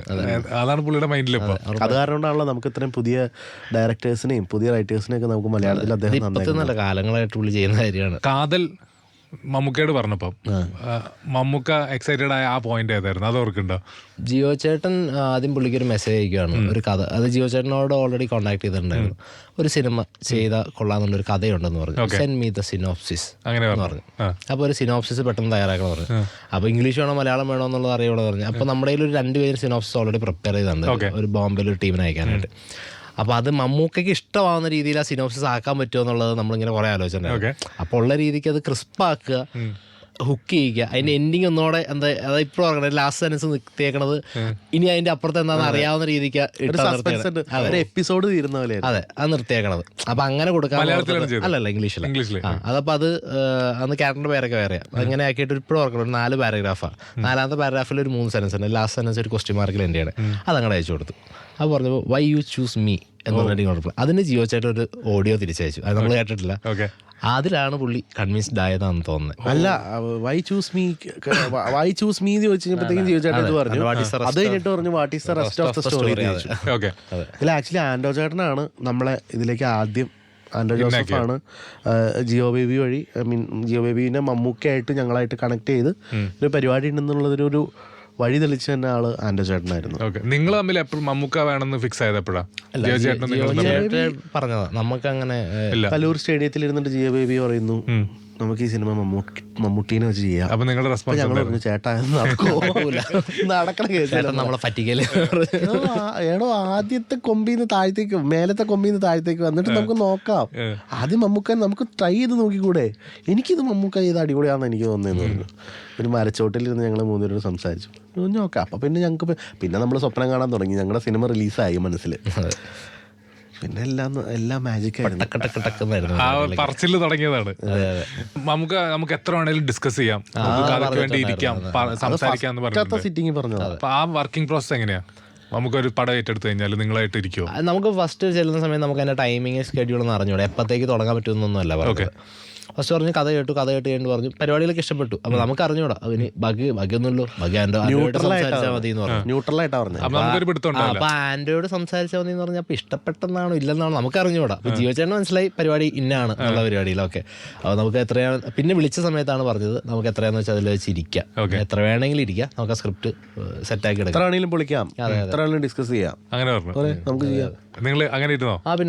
പിന്നെ കുറെ തവണ നമുക്ക് ഈ പറഞ്ഞാൽ ചിലപ്പോൾ ലൊക്കേഷനിലേക്ക് ഇരിക്കുമ്പോഴായിരിക്കും ജിയോ ബേബിക്ക് ഒരു നോട്ട് അയക്കണേ, വോയിസ് നോട്ട്. ഇങ്ങനെ ചെയ്താൽ പോലെ. അപ്പോൾ ജിയോ ബേബി ഞങ്ങളുടെ അടുത്ത് ഷെയർ ചെയ്യുന്നു. ഞങ്ങൾക്കത് ഓക്കെയാണ്. നമുക്ക് ഒരിക്കലും നിർബന്ധം പിടിച്ചിട്ടില്ല ഞങ്ങൾ ഇങ്ങനെ ചെയ്യണം അങ്ങനെ ചെയ്യണം എന്നൊന്നും. ഒരിക്കലും വളരെ കളക്റ്റീവായിട്ടുള്ള ഈ ജനാധിപത്യപരമായിട്ടുള്ള രീതിയിൽ തന്നെയായിരുന്നു കാര്യങ്ങൾ. അപ്പോൾ നിങ്ങൾക്ക് ഓക്കെ ആണോ? ഓക്കെ ആണെങ്കിൽ നമുക്കിത്. പക്ഷെ മമ്മൂക്ക പറഞ്ഞ ഒന്നും നമുക്ക് അല്ലാതായിട്ടില്ല, ഒന്നും ആയിട്ടില്ല. മമ്മൂക്കയെ കൊണ്ടല്ല, അത് വളരെ അതിനോട് നീതി പുലർത്തുന്നതായതുകൊണ്ട് തന്നെയാണ്. കാരണം നമുക്ക് അങ്ങനെയാണെങ്കിൽ ചിലപ്പോൾ നമ്മൾ മമ്മൂക്കാന്ന് വിചാരിച്ചിട്ട് ജിയോ ചേട്ടന് ഒരിക്കലും അങ്ങനെ സമ്മതിക്കില്ല. ഇനിയിപ്പോൾ അങ്ങനെ ഒരു ആരും എന്ന് പറഞ്ഞാൽ സമ്മതിക്കുന്ന ടൈപ്പ് ആളല്ല. കാരണം പക്ഷെ മമ്മൂക്ക പറയുന്ന എല്ലാ പോയിന്റ്സും ഭയങ്കര വാലിഡാണ്. ജിയോ ചേട്ടൻ തന്നെ നമുക്കെന്ത് ആലോചിച്ചിട്ട് കിട്ടാത്ത ഇങ്ങനെ ഇതൊക്കെ എവിടെ നിന്ന് കണ്ടുപിടിച്ചിട്ടുണ്ട് തന്നെ എന്ന് പറഞ്ഞിട്ടുണ്ട് ഒരുപാട് points. As a producer Mammookka എങ്ങനെയാണ്? പ്രൊഡ്യൂസർ അടിപൊളി. മമ്മൂക്ക പ്രൊഡ്യൂസർ ആയിട്ടൊന്നും അങ്ങനെ വേറെ ആൾക്കാർ സുനിൽ സിംഗ്, ഡിക്സൺ ചേട്ടൻ, ചേട്ടൻ, ജോർജ് ചേട്ടൻ, അവരൊക്കെ അടിപൊളിയായിരുന്നു. ബാക്കി എല്ലാ രീതിയും ഹാപ്പി സീൻസ് ആയിരുന്നു. ഭയങ്കര ഫുഡ് ഭയങ്കര പൊളിയായിരുന്നു. അത് നമ്മൾ കൂട്ടുകാരെ വിളിച്ചോണ്ട് വന്നിട്ട് പുറത്തുനിന്ന് നമുക്കൊക്കെ അറിയില്ല ഫുഡ് അല്ലാന്ന് പറഞ്ഞിട്ട് കഴിക്കാനായിട്ട് എൻ്റെ നാട്ടിലെ ഷൂട്ട് നടന്നിട്ടുണ്ടായിരുന്നു. അപ്പൊ കൊണ്ടുവന്ന് പക്ഷെ സെറ്റിൽ വരുന്നവരൊക്കെ നമുക്ക് നോട്ട് ചെയ്യുന്നൊക്കെ പറയാം. അതല്ല ഫുഡ് ഇത് നമുക്ക് കാരവാനി കയറുന്ന സമയത്ത് നമ്മൾ ഗ്യാപ്പ് കയറ്റും നൈസായിട്ട് കൊണ്ടുവന്ന് അടിപൊളി. അത് ഒരു ദിവസം നമ്മുടെ ആലുവയിൽ ഞങ്ങളുടെ ഒരു ഗ്യാങ് ഉണ്ട്. അപ്പൊ ഇവന്മാര് വൈകിട്ട് വന്ന ദിവസം അന്ന് എന്തോ ഒരു സ്പെഷ്യൽ എന്തോ ഒരു പലഹാര. അപ്പൊ ഈ പലഹാരം പിടിച്ചിട്ടാണ് ഒരുത്തൻ തിന്നോണ്ടിരിക്കുക അങ്ങനെ നിന്നിട്ട്. അപ്പൊ മമ്മൂക്ക മുമ്പിൽ ക്യാരവാന്റെ മുമ്പിൽ എന്തോ നിന്ന് ഞങ്ങളുടെ സംസാരിക്കുന്നുണ്ട്. പെട്ടെന്ന് നമുക്ക് ഒരു നോട്ടം കൂടെ നോക്കി, ആരടാന്ന് ഇവൻ ഈ സാധനം പിടിച്ച് ഇങ്ങനെ റാഷിദ്. നിങ്ങളുടെ ആലുവ ഗ്യാങ്ങിനെ കുറിച്ച് പറഞ്ഞ സ്ഥിതിക്ക് ആലുവയിൽ ഒരു വീടുണ്ടായിരുന്നു, അവിടെ നിങ്ങൾ ഒരുമിച്ചിരുന്ന് എഴുതാറുണ്ടായിരുന്നു ഒക്കെ കേട്ടു. അത് ഏത് കാലമായിരുന്നു? അത് 2019, 20 കാലം കൊറോണ സമയത്തൊക്കെ തന്നെ ആയിട്ട്. കാതലെഴുതി അവിടെ നിന്നല്ല, അവിടെ നമ്മുടെ ലോയി സാറിന്റെ 2 മക്കള് വിജയശങ്കർ, ഹരികൃഷ്ണൻ. ഈ പടത്തിൽ നമ്മുടെ ഡയറക്ഷൻ ഡിപ്പാർട്ട്മെന്റ് ഉണ്ടായിരുന്ന ചാപ്പൻ ആള്, പിന്നെ ബ്ലെസ്സി സാറിന്റെ അസോസിയേറ്റ് ഫിൻ ജോർജ്. സിനിമ വീടായിരുന്നു അത്. ആ വീട് ഇപ്പൊ അവിടെ ആരുണ്ട്? അവിടെ ഇപ്പൊ വേറെ ആരോ ഉണ്ടെന്ന് അവിടെ ആ വീട് വിട്ടു, ഞങ്ങൾ വിട്ടായിരുന്നു. ആരെങ്കിലും താമസിക്കണമെന്ന് സാമ്പത്തികമായിട്ട് പിന്നോക്കം വന്നായിരുന്നുകൊണ്ട് ഞങ്ങളെല്ലാവരും ഇപ്പൊ ഞങ്ങൾ ഏതെങ്കിലും റിസോർട്ടിലോ ഏതെങ്കിലും വീട്ടിലോ ഒക്കെ ആയിട്ട് കൂടും.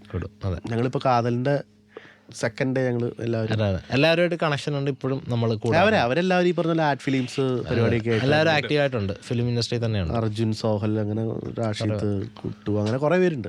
പൊളി. ഓക്കെ, കാതലിലെ ബെസ്റ്റ് സീൻ ചോദിച്ചാൽ എഴുത്തുകാർ ഏത് പറയും? എനിക്ക് പേഴ്സണൽ ഫേവറേറ്റ് കോളേജിലെ സീൻ. ആദർശിന്? എനിക്ക് 2 സീക്വൻസുകൾ എക്സ്ട്രാ ഓർമ്മയോട് പറയാണ്. ഒന്ന് മാത്യു ഫാദറിൻ്റെ അടുത്ത് വന്നിട്ടുള്ള സീന്. 2 ഇന്ന് എൻ്റെ കൂടെ കിടക്കാവോ എന്ന് ഓമന ചോദിക്കുന്ന സീൻ. ഓക്കെ, ഹാപ്പിയസ്റ്റ് മൊമെന്റ് ചോദിച്ചാൽ ഹാപ്പിയസ്റ്റ് മൊമെന്റ് കാതലിന് ശേഷം? അത് ഈ പറഞ്ഞ എനിക്ക് ഏറ്റവും എൻ്റെ ലൈഫിലെ ഏറ്റവും ഹാപ്പിയസ്റ്റ് മൊമെന്റ് അതാണ്. Single happiest moment. ഏത്? ഈ അച്ഛനായിട്ടുള്ള സീൻ എടുത്ത സമയത്ത്. സീൻ എടുത്തപ്പോൾ പിന്നെ ഉറപ്പായിട്ടും അത് ഡയലോഗ്, നമ്മൾ എഴുതിയ ഡയലോഗ് അങ്ങേരെ അത് അവിടെ ഇരുന്ന് അഭിനയിച്ച് സിമ്പിളായിട്ട് ഫസ്റ്റ് ടേക്കിൽ ഓക്കെ ആക്കുന്ന മൊമെന്റ്. അന്ന് എനിക്ക് പിന്നെ അത് ഇപ്പോഴും ഉണ്ട്. Scene 47 take 1. പുള്ളി അത് കഴിഞ്ഞ് ടക്ക് 20 മിനിറ്റ് പരിപാടി എടുത്ത് പുള്ളി പോയപ്പോൾ തന്നെ കഞ്ഞിയിൽ വെള്ളം ഒഴിക്കുമെന്ന് പറഞ്ഞ പോയത്. പെട്ടെന്ന് ഹോട്ടലിൽ വീട്ടിൽ ചോറിൽ വെള്ളം ഒഴിക്കുമെന്ന് പറഞ്ഞിട്ട് തമാശയും പറഞ്ഞു പോയി. ആ സെറ്റ് ഭയങ്കര നമ്പായി പോയി ഒറ്റയടിക്ക്. കാരണം മമ്മൂക്കയുടെ പെർഫോമൻസ് കണ്ടിട്ട് എന്താ പറയണ്ടെന്ന് അറിയാൻ പാടില്ല എന്നൊക്കെ പറഞ്ഞിട്ട് പുള്ളി ഒറ്റയടിക്ക് അങ്ങ് പോയി. എന്താ അതുവരെ നമുക്ക് നമ്മളോട് തന്നെ ഇടയ്ക്ക് ചോദിക്കാറുണ്ടല്ലോ, അതായത് എന്തെങ്കിലും ലൈഫിൽ വലിയ മീനിങ് ഉണ്ടോ? അപ്പം അങ്ങനെയൊന്നും വേണമെന്നുള്ളതല്ല. പക്ഷെ ആ ഒരു ദിവസം കഴിഞ്ഞാൽ പിന്നെ എനിക്ക് അത് ഇപ്പോൾ മറ്റേ തട്ടിപ്പോയാലും കുഴപ്പമില്ല, ലാസ്റ്റത്തെ 3 മിനിറ്റിൽ എനിക്ക് ആ സീൻ ഓർമ്മ വെച്ചാൽ മതി എന്നുള്ള രീതിക്ക് ഭയങ്കര മൊമെന്റ് ആയിരുന്നു അത്. അത് ഷൂട്ട് ചെയ്ത സമയം കേട്ടോ, തിയേറ്ററിൽ കണ്ടതല്ല, ആ ഷൂട്ട് ചെയ്യുന്ന മൊമെന്റ് ഭയങ്കര മൊമെന്റ് ആയിരുന്നു. നമുക്ക് റിഹേഴ്സ് ഒക്കെ ചെയ്തിട്ടുണ്ടാവോ?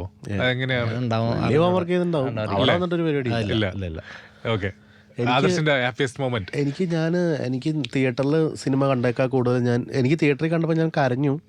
പക്ഷെ ഞാൻ അതിനേക്കാൾ കൂടുതൽ പൊട്ടിക്കരഞ്ഞ സീക്വൻസ് ഞാൻ നേരത്തെ പറഞ്ഞ നമ്മുടെ ക്ലൈമാക്സിലെ സീനായിരുന്നു. അതായത് എൻ്റെ കൂടെ കിടക്കാവോ എന്ന് ചോദിച്ചിട്ട് മമ്മൂക്ക ദൈവമേ എന്ന് പറഞ്ഞ് കരയണോടത്ത് ഞാൻ മോണിറ്ററിന് മുമ്പിൽ നിന്നിട്ട് ഞാൻ അടുത്ത കാലത്തൊന്നും അങ്ങനെ കരഞ്ഞിട്ടില്ല. നമ്മൾ എന്താ പറയുക, ആൺകുട്ടികൾ കുറച്ച് ഒരു പ്രായം കഴിഞ്ഞ കരയില്ല എന്ന് പറയില്ലേ എന്ന് പറഞ്ഞാൽ ഞാനും ചിന്തിക്കാറുണ്ടായിരുന്നു, ഞാൻ എന്താ കരയാത്തേ എന്ന് ചിന്തിക്കുന്ന പോയിന്റിൽ ഞാൻ കരഞ്ഞിട്ട് എനിക്ക് ഈ ഷോട്ട് കട്ട് ചെയ്തിട്ട് എനിക്ക് പിടിച്ച് നിർത്താൻ പറ്റണില്ല. സങ്കടമല്ല, നേരത്തെ പറഞ്ഞ പോലെ എൻ്റെ ഉള്ളിൽ മാത്യു എത്രമാത്രം ഉണ്ടായിരുന്നു, ഓമൻ എത്രമാത്രം ഉണ്ടായിരുന്നു എന്നുള്ളതാണ്. ഞാൻ ഈ ചാപ്പൻ എന്ന് പറഞ്ഞ നമ്മുടെ ആളുണ്ട്, പുള്ളി വളരെ നമ്മൾ പേഴ്സണലി അറിയുന്ന ഒരാളാണ്. ഞാൻ ചാപ്പൻ്റെ തോളിൽ കെട്ടിപ്പിടിച്ചൊരു 2-2.5 മിനിറ്റ് ഈ സൗബിൻ കുമ്പളങ്ങിനെ എടുത്ത് കരയുന്നവര് കരഞ്ഞു. ഇയാളുടെ ഇവിടെയൊക്കെ മൊത്തം കണ്ണീര് പരിപാടി കേട്ട് ഞാൻ പറഞ്ഞു, ചാപ്പ എനിക്ക് ഇതിലപ്പുറത്തേക്കൊന്നും വേണ്ട. ഒരുമിച്ച് എഴുതാൻ വേണ്ടാത്തത് ഈഗോ, വേണ്ടത് ഓപ്പൺ ട്രാൻസ്പെറൻസി എന്നുള്ളതായിരിക്കും. നിങ്ങൾ തമ്മിൽ ഒരുമിച്ച് എഴുതുമ്പോഴുള്ള ഏറ്റവും വലിയ അഡ്വാൻറ്റേജ് എന്താണ്? 8 വർഷത്തെ പരിചയം ഉണ്ടായിരുന്നു എഴുതി തുടങ്ങണതിന് മുമ്പ്. ഏറ്റവും വലിയ ഡിസ്അഡ്വാൻറ്റേജ് എന്താ? 2 പേരുടെ ക്യാരക്ടർ 2 അറ്റത്താണ്, ഓപ്പോസിറ്റാ. അപ്പൊ നിങ്ങളുടെ കോൺഫ്ലിക്റ്റ് വന്നു കഴിഞ്ഞാൽ ഞങ്ങൾ ചെയ്യുന്നത് പറഞ്ഞും സംസാരിച്ചൊക്കെ തീർക്കാന്നുള്ളതാണ്. ഇടിച്ചു തീർക്കുന്നത് സംസാരിച്ചൊക്കെ പറയാ. നമ്മൾ ഭയങ്കര ഇപ്പൊ ജീവചേട്ടൻ ചില ഇന്റർവ്യൂലൊക്കെ പറയാം, നമ്മൾ ഭയങ്കരമായിട്ടൊക്കെ അങ്ങോട്ടും ഇങ്ങോട്ടും ഒക്കെ ആയിട്ട് ദേഷ്യപ്പെടും, പിന്നെ തർക്കിക്കും. പക്ഷെ അത് സെറ്റിലാവും, ടൈം കൊടുക്കുമ്പോഴത്തേക്ക് സെറ്റിലാവും. ഒരു ദിവസം വൈകുന്നേരത്തിനപ്പുറത്തൊന്നും പോകില്ല. പിണങ്ങി പോയിട്ടുണ്ടോ ഇടയ്ക്ക്? പിണങ്ങി പോയിട്ടൊന്നുമില്ല, അവിടെ ഇരുന്നുള്ള ചർച്ച 1 അരമണിക്കൂർ കഴിയുമ്പോൾ അത് ഓക്കെ. ഈ എഴുതുന്നവർക്ക്, ഇങ്ങനെ ഒരുമിച്ച് എഴുതുന്നവർക്ക് കൊടുക്കാനുള്ള ഒരു ടിപ്പായിട്ട് പറയുകയാണെങ്കിൽ, പ്രൊഡക്റ്റിൽ വിശ്വസിക്കുക എന്നുള്ളതാണ്. അതിൻ്റെ നല്ലതിന് വേണ്ടിയിട്ടാണ് എല്ലാം. പിന്നെ എന്താ ഒരു ഈഗോയുടെ ഒന്നും ആവശ്യമില്ല എന്നുള്ളതാണ്. വിട്ടുകൊടുത്ത് ചെയ്യുക, എപ്പോഴും കോൺട്രിബ്യൂട്ട് ചെയ്യാനായിട്ട് ശ്രമിച്ചുകൊണ്ടിരിക്കാം. ആക്ച്വലി എഫേർട്ട് ഇപ്പോൾ നമ്മുടെ സ്ട്രോങ് പോയിന്റ് ആയിരിക്കില്ല നമ്മുടെ കോറേറ്റർക്ക് ഉള്ളത്. അപ്പോൾ ആ സ്ട്രോങ് പോയിന്റ് ഇല്ലാത്ത സമയത്ത് നമ്മൾ എക്സ്ട്രാ എഫേർട്ട് ഇടേണ്ടി വരും. അപ്പോൾ എഫേർട്ടുകൾ ഇട്ട് സപ്പോർട്ട് ചെയ്യുക, അങ്ങനത്തെ കാര്യങ്ങളൊക്കെ ചെയ്യുക. പോൾസന്റെ ഒരു സ്ട്രോങ് പോയിന്റ് പറ ആദർശ്. ക്ഷമ. ഓക്കെ, ഉണ്ട്. ക്ഷമ ഇവർക്കാണ്. ആദർശിന്റെ ഒരു സ്ട്രോങ് പോയിന്റ് എഴുത്തില് ഇതാണോ അതോ സ്വഭാവത്തില്? എഴുത്തില്. അല്ല, ക്ഷമ ചോദിച്ചാൽ എന്നാ സ്വഭാവത്തിൽ ആദ്യം പറയുന്നത്. എല്ലാം പറയുന്നത്. ആദർശ് ഭയങ്കര ഓപ്പൺ മൈൻഡഡ് ആണ്. ഞാൻ കുറച്ച് ഡിപ്ലോമാറ്റിക് ആയിട്ടുള്ള ആളാണ്. എല്ലാം ഒന്നും പറയില്ല. ആദർശ് അപ്പം തന്നെ പറയും. അതിന്റെ അത് എനിക്ക് ഭയങ്കര ബുദ്ധിമുട്ടുണ്ടാകും. പക്ഷെ അത് ഭയങ്കര അല്ലല്ല, അത് ഭയങ്കര കറക്റ്റായിട്ട് ചെയ്യണം. ഞാനൊക്കെ അതൊക്കെ അങ്ങനെ ആവണം എന്ന് ശ്രമിക്കുന്നത്. നോ എന്നുണ്ടെങ്കിൽ നോ എന്ന് പറയും. ഇഷ്ടപ്പെട്ടു എന്ന് പറയും, കൊള്ളില്ല എന്ന് പറയും. അപ്പോൾ അത് പ്രശ്നം. ഞാൻ കുറച്ച് ഇവനെ പോലെ ആവാൻ ശ്രമിച്ചോണ്ടിരിക്കുന്നത്. ഡിപ്ലോമാറ്റിക് ആവാൻ നോക്കുക. ഇനി എഴുത്തിലുള്ള ഒരു ആദർശിന്റെ സ്ട്രോങ് പോയിന്റ് എന്താ? പേരൊക്കെ ഇടാൻ അടിപൊളിയാണ്.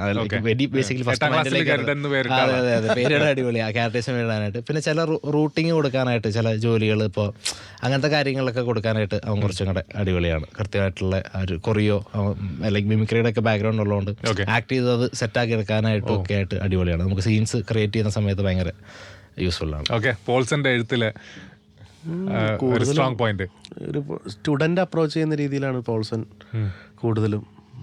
ഞാനൊക്കെ അടവ് പരിപാടിയുള്ള ആളാണ്. ഈ പോൾസൺ കുറച്ചുകൂടെ അത് റിസർച്ച് ചെയ്യാനും അതിനെക്കുറിച്ച് പഠിക്കാനും അതിന് വേണ്ടി ടൈം ഇൻവെസ്റ്റ് ചെയ്യാനും ഒക്കെ തയ്യാറായിട്ടുള്ള ആളാണ്.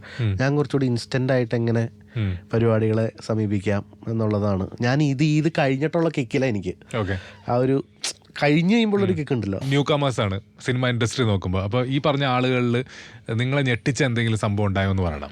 മമ്മൂക്കയിൽ തുടങ്ങാം. മമ്മൂക്ക തുടക്കം പോലെ ഞെട്ടിക്കലാണ്. കാലങ്ങളായിട്ട് മലയാളികളെ ലോകത്തിൽ മൊത്തം ഞെട്ടിച്ചാണ്. എനിക്ക് പേഴ്സണലി പെട്ടെന്ന് ഓർമ്മ വരുന്നാട്ടോ. ഇത് ഒരു കാരണമല്ല, 100 കാര്യം പറയാനുണ്ട്. പുള്ളി കാണാത്തായിട്ടൊന്നുമില്ല എന്നുള്ളതാണ്. വന്ന ഒരു ദിവസം ഇപ്പോൾ ഭയങ്കര എന്നിട്ട് ഞാനൊരു അച്ഛൻ്റെ ക്യാരക്ടർ ചെയ്തിട്ടുണ്ട്. ഇപ്പോൾ വിളിച്ചിട്ട് എവിടെ വന്നേ കിങ് സ്പീച്ച് കണ്ടിട്ടുണ്ടോ എന്ന് ചോദിച്ചു. ഞാൻ പറഞ്ഞു കണ്ടിട്ടുണ്ട്. അപ്പോൾ നമ്മൾ വിചാരിച്ചേക്കണത് അപ്പോൾ പുള്ളി ക്രൗണിൻ്റെ കാര്യം, അതിന് വെബ് സീരീസിൽ ഇറങ്ങണം. ഇവിടെ മറ്റേ ഇറങ്ങുന്ന മലയാളത്തെ സീരിയലുകൾ, ചില ലൈക്ക് ഇപ്പോൾ ചക്കപ്പഴം പോലത്തെയുള്ള ഇത് കോമഡി സ്കിറ്റുകൾ. നമ്മളാരും ഇങ്ങേർക്ക് ഇത് എപ്പോഴാണ് ഇതിനുള്ള സമയം കിട്ടുന്നത്? നമുക്കിതൊക്കെ ഏങ്ങി വലിച്ചാണ് ഒരു നല്ല സീരീസോ സിനിമ ഇറങ്ങിയിട്ടുണ്ടെങ്കിൽ കാണാൻ സമയം കഷ്ടപ്പെട്ടൊക്കെ ബുദ്ധിമുട്ടിരുന്ന് കാണുന്നത്. പുള്ളി ഇതിങ്ങനെ കണ്ടുകൊണ്ടേയിരിക്കും. ഭയങ്കര അപ്ഡേറ്റഡ് ആണ് ഈ കാര്യത്തിൽ. എല്ലാത്തിലും അപ്ഡേറ്റഡ് ആണ്. ChatGPT കുറിച്ച് ചോദിച്ചു കഴിഞ്ഞാൽ ഇവിടെ പ്രൊമനന്റ് ആവുന്നതിന് മുമ്പേ പുള്ളിക്ക് അറിയാം കൃത്യമായിട്ട് കാര്യങ്ങൾ. അപ്പം അത് ഭയങ്കര അത്ഭുതമായിരുന്നു. ഓക്കെ, ഞാൻ ഈ ക്യാരക്ടേഴ്സിന്റെ പേര് പറയുമ്പോൾ നിങ്ങൾക്ക് പെട്ടെന്ന് മനസ്സിലേക്ക് ഓർമ്മ വരുന്നത് എന്താന്ന് പറയണം. ഓക്കെ, നമുക്ക് ഓമനയിൽ തുടങ്ങാം. ഓമന ആസ് എ റൈറ്റേഴ്സ് നിങ്ങളത് ഇപ്പം ഓമന 2ാമത്തെ ദിവസമാണ് ക്യാരക്ടർ കിട്ടിയത് എറണാകുളത്ത് വന്നപ്പോൾ. അല്ലല്ല, പേര് മറ്റേ CK ഓമന ആദ്യത്തെ ദിവസം കിട്ടി. ഓക്കെ, പക്ഷെ ഇതിൽ പേര് പറഞ്ഞു. ശരി. അപ്പോൾ ഈ ഓമന എന്ന് പറയുന്ന ക്യാരക്ടർ വെക്കുമ്പോൾ അതിന്റെ റൈറ്റേഴ്സ് നിലയ്ക്ക് ഇതിന്റെ ബാക്ക്ഗ്രൗണ്ടിൽ നടന്നൊരു വർക്ക് എന്താ ഈ ക്യാരക്ടർ ഉണ്ടാവാനും? എനിക്ക് ഓമന എന്ന് പറയുമ്പോൾ ഇതിൻ്റെ അകത്ത് ഇല്ലാത്തൊരു സീൻ ഓർമ്മ വരുന്നുണ്ട്. അതല്ലല്ല, നമ്മൾ ഫസ്റ്റ് ഡ്രാഫ്റ്റിലേ പോയത്. അതിന്റെ കുറച്ച് ഡയലോഗ്സ് നമ്മൾ അവസാനത്തെ ഇപ്പം പറഞ്ഞ ബെഡ്റൂം സീനിലേക്ക് വെച്ചിട്ടുള്ളത്. അത് എനിക്ക് ഭയങ്കര ഇപ്പോഴൊരു എഴുതിയ സമയത്ത് ഭയങ്കര ഇത് വേണം തോന്നുന്നുണ്ട്. അത് സിനിമയ്ക്ക് ഒരു രീതിയിൽ ആവശ്യമില്ലാത്തൊരു സീനാണ് ഭയങ്കര. പക്ഷേ അതിൽ ചില ഡയലോഗ്സ് നമ്മൾ നല്ല വാല്യൂബിൾ ആയിട്ടുള്ള 2 സെൻറ്റൻസ് കിട്ടിയിട്ടുണ്ട്. അത് ഭയങ്കര അടിപൊളി. എനിക്ക് ആ സീൻ ഭയങ്കരമായിട്ട് ഓർമ്മ വരുന്നുണ്ട്. ഓക്കെ, തങ്കൻ പാവം സാധു ഇനിഷ്യൽ സ്റ്റേജിലെ വന്നിട്ടുണ്ടായ അയാളൊരു എന്താ പറയുക, സ്നേഹം കിട്ടാൻ വേണ്ടിയിട്ട് ഒരുപാട് ആഗ്രഹിക്കുന്ന, അങ്ങനെ എല്ലാവരുടെയും റെപ്രസെൻറ്റേറ്റീവ് ആണ് കൈൻഡ് ഓഫ്. കുറച്ചും കൂടെ വേറെ ഈ പറഞ്ഞ ഈ സിനിമയിൽ ഏറ്റവും സ്ട്രോങ് ക്യാരക്ടർ പുള്ളിയാണ്. എല്ലാവരേക്കാളും സ്ട്രോങ് ആയിട്ടുള്ള ക്യാരക്ടർ. അത് വൾണറബിൾ ആണെന്നുണ്ടെങ്കിലും വളരെ സ്ട്രോങ് ആയിട്ട് ഇത്രയും കാലം അതിൻ്റെ ഒരു വേറെ വായനകളിലൊക്കെ വരുമ്പോൾ അത് വരട്ടെ. ഇപ്പം അങ്ങനെയല്ല എല്ലാവരും കാണുന്നത് ഭയങ്കര. പക്ഷെ നമ്മൾ എഴുതിയതിൽ ഏറ്റവും സ്ട്രോങ് ആയിട്ടുള്ള ക്യാരക്ടർ തങ്കൻ്റെ ക്യാരക്ടറാണ്. അത് എഴുതിയപ്പോൾ നിങ്ങൾക്ക് അങ്ങനെയല്ല, അത് കുറച്ച് അതിൻ്റെ ഡെപ്തിലേക്കും ഇനി ചിലപ്പോൾ നമുക്ക് പേഴ്സണൽ അത് ആൾക്കാർക്ക് കിട്ടിയില്ലെങ്കിൽ നമ്മുടെ പ്രശ്നമായിരിക്കും ചിലപ്പോൾ. ഇതിലുള്ളതിൽ തീരെ വളരെയുള്ളാടെ വളരെ ട്രാൻസ്പെറൻ്റ് ആയിട്ട് കാര്യങ്ങൾ ചെയ്തു ഭയങ്കര സ്ട്രോങ് ആയിട്ട് തന്നെ നിന്നിട്ടുള്ള ക്യാരക്ടർ തങ്കരാണ്. ശരികൾ കൂടുതലുള്ളതാണെങ്കിൽ അങ്ങനെയൊക്കെ വേണമെങ്കിൽ പറയാം. കാതൽ എൻട്രിക്ക് വേണ്ടി എഴുതിയാണ് സിനിമയാണെന്ന് പറഞ്ഞിട്ടുണ്ട്. ഇപ്പം എൻട്രി കഴിഞ്ഞ് പടം കയറി കത്തി. ഇനി നിങ്ങളുടെ സിനിമ ആഗ്രഹങ്ങൾ എന്തൊക്കെയാണ്? ഡ്രീംസ് എന്താണ്? ഒരുമിച്ചുള്ള ഡ്രീംസ് ഉണ്ടോ? അത് ഉണ്ടെങ്കിൽ ആദ്യം പറയാം. നമ്മൾ ആലോചനകളുണ്ട്, കഥകളൊക്കെ ആയിട്ട്. നമുക്ക് ഇപ്പോൾ അത് നമുക്ക് ഇതുവരെ ചെല്ലാൻ പറഞ്ഞിട്ട് ഇതുവരെ പോയിട്ടില്ല, വിളിച്ചിട്ടില്ല. കേക്ക് വേണമെങ്കിൽ വിളിക്കട്ടെ. സിനിമകൾ ചെയ്യാന്നുള്ളതാണ്. അല്ല, മമ്മൂക്ക ചെല്ലാൻ പറഞ്ഞിട്ട് നിങ്ങൾ പോയിട്ടില്ല. അങ്ങനെയല്ല അങ്ങനെ വരില്ല. വിളിച്ചിട്ടില്ല. ഈ പറഞ്ഞ പോലെ ചെല്ലാന്ന് ലൈക്ക് ഒരു രണ്ട് പരിപാടികൾ പറയാനൊക്കെ ആയിട്ടുണ്ടായിരുന്നു. അപ്പൊ അത് പോയി പറയണം. പിന്നെ ഒരു പടം ഇപ്പൊ 2 പടം എഴുതുന്നുണ്ട് ബേസിൽ ജോസഫിന് വേണ്ടിയിട്ട്. പിന്നെ വേറെ ചോദ്യം ചോദിക്കുന്നത് മാത്തുക്കുട്ടി സേവിയറിന് വേണ്ടിയിട്ട്, ഹെലന്റെ ബേസിൽ ജോസഫിന് വേണ്ടിയിട്ട് ശക്തിമാനാണ് എഴുതുന്നത്. നമ്മൾ വേറെ കുറെ പ്രൊജക്റ്റുകൾ പ്ലാൻ ചെയ്തൊക്കെ അനൗൺസ് ചെയ്യുമ്പോൾ കൃത്യമായിട്ട് വരും എന്ന് തോന്നുന്നു. ആണോ? ശക്തിമാൻ ആണോ അല്ലേന്ന് പറഞ്ഞാൽ മതി. അതൊന്നും പറയാൻ പറ്റില്ല. അപ്പൊ നിങ്ങളുടെ എല്ലാ ആഗ്രഹങ്ങളും കാതൽ പോലെ അതെ സ്ട്രോങ് ആയിട്ട് നടക്കട്ടെ. Thank you so much. All the best. Thank you so much. നിങ്ങൾ പൊളിയാണ് രണ്ടുപേരും. ടൺ കണക്കിന് ഫൺ.